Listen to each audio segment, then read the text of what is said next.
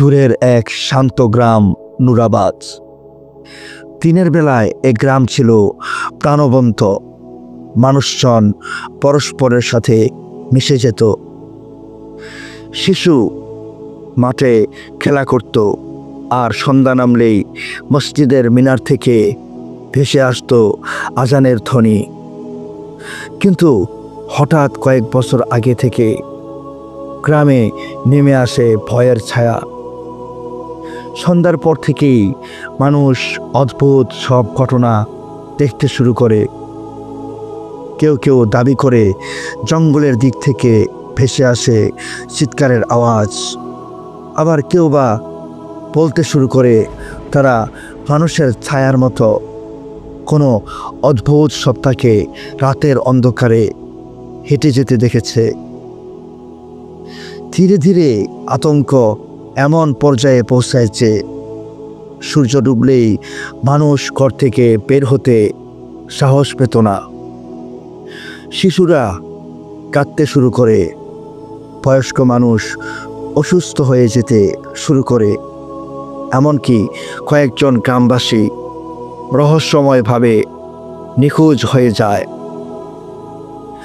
গ্রামের প্রবীণ আলেম ঘোষণা করলেন, এটি মানুষের শক্তি নয়, বরং শয়তান ও জিন এসব কিছুর পিছনে দায়ী। তারাই এই সমস্ত অনর্থ তৈরি করছে। যিনি আল্লাহর উপরে ভরসা করেন তিনি কেবল এর মোকাবিলা করতে পারেন। তাছাড়া এই সমস্যা থেকে রক্ষা পাওয়ার আর কোনো রাস্তা নেই। এই ঘোষণার পর সবার চোখ ঘুরে যায় গ্রামের সবচেয়ে সাহসী যোদ্ধা আসিমের দিকে। আসিম ছিল শক্তি, বুদ্ধি ও ঈমানের এক অনন্য সমন্বয়।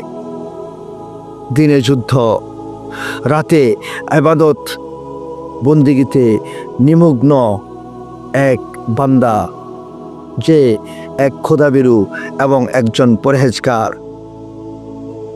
মানুষ একসাথে তার কাছে এসে বলল, হে আসিম, তুমি আল্লাহর বান্দা, তুমি ছাড়া কেউ এই রহস্যের মুখোমুখি হতে পারবে না।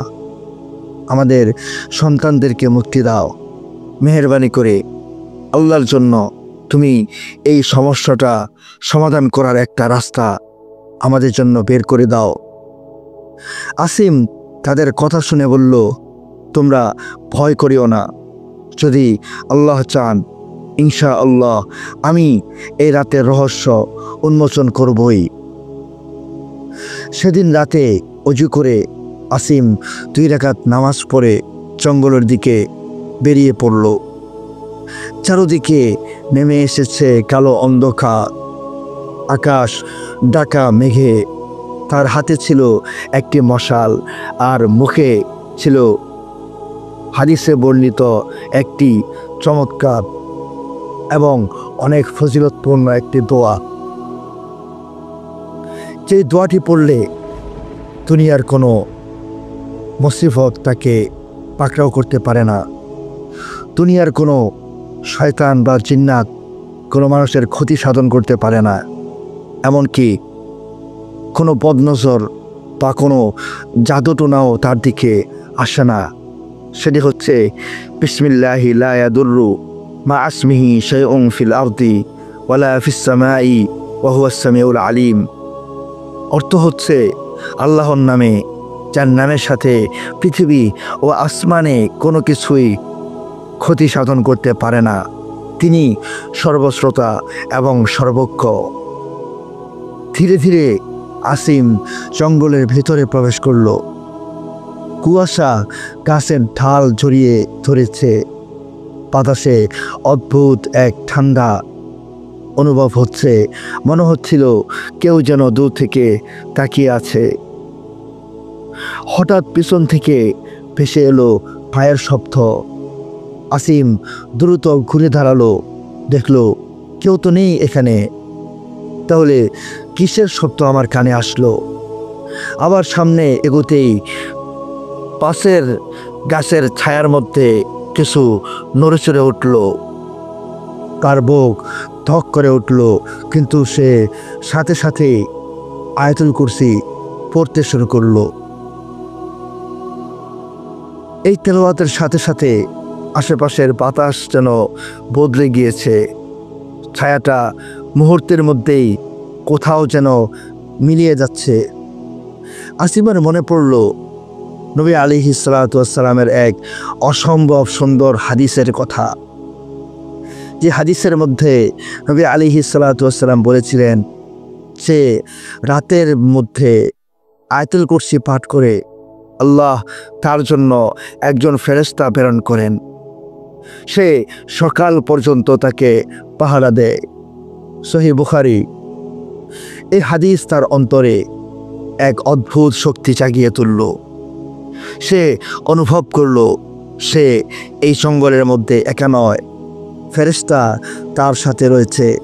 তাছাড়া সবচাইতে বড় যে বিষয় সেটি হচ্ছে প্রত্যেকটা মানুষের সাথে স্বয়ং আল্লাহ রয়েছেন।